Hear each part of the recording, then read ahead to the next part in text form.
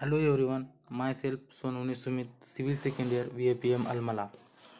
Today we are going to study about Introduction to Geology under the subject of Geotechnical Engineering. So, geology. What is meant by geology? Geology is the science of the earth. Geo means earth and logy means study of science. It deals with the study of origin, age, interior structure and history of earth. Evolution and modification of various surface features like rivers, mountains, and lakes. Material make up the earth. Then, main and allied branch of geology. Main branch includes physical geology, mineralogy, petrology, structure geology, historical geology, paleontology, economic geology, and then allied branch includes engineering geology, mining geology, geophysics and geohydrology and geochemistry. Why geology study is important in civil engineering? There are three important aspect in civil engineering, that is planning, designing, execution or construction. Why geology important in civil engineering? Geology plays a very important role in the field of civil engineering. It provides knowledge about material used for construction. Its knowledge is helpful for constructing dam. Geotechnical engineers needs knowledge about this subject for excavation work, that is digging work. Its knowledge is required for foundation faults, for design of highway and roads. It is important in construction of tunnel. Its knowledge is important in soil tests are done before any project, and its knowledge is helpful for river control and shipping work. Nature of soil material can be found out by using geology or studying geology. And then next, petrology. What is meant by petrology? Petrology means study of rocks. Petro means rock and logy means study.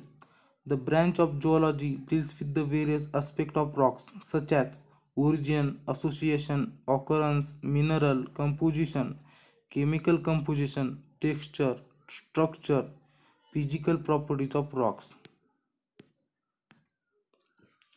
Then what is meant by rock? Define rock. Rock or stone is a natural substance, a solid aggregate of one or more minerals combined together in an orderly manner. That is rock. It's called as rock. Then petrography deals with the descriptive part of rocks, and petrogenesis deals with the modes of formation of rocks. There are three types of rock, that is igneous rock, sedimentary rock and metamorphic rock. So first, igneous rock.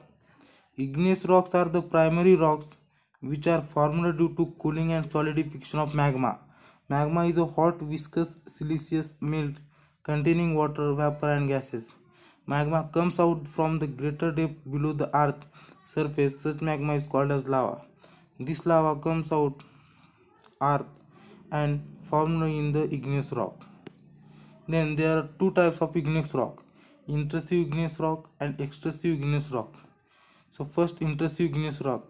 Intrusive igneous rock are formed from magma that cools and solidifies within the crust of planet, surrounded by pre-existing rock. That is called as country rock.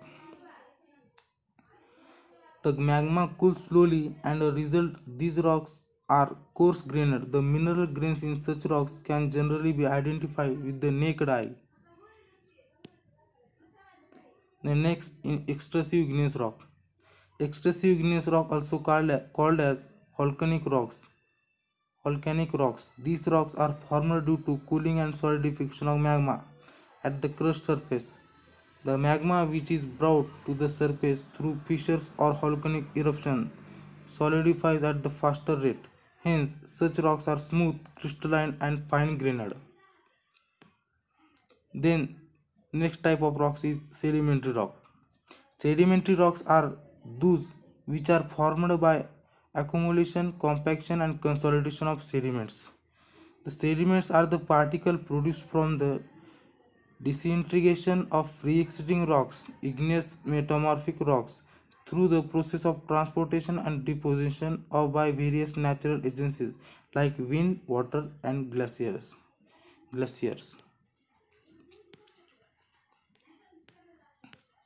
The next type of rock is metamorphic rock.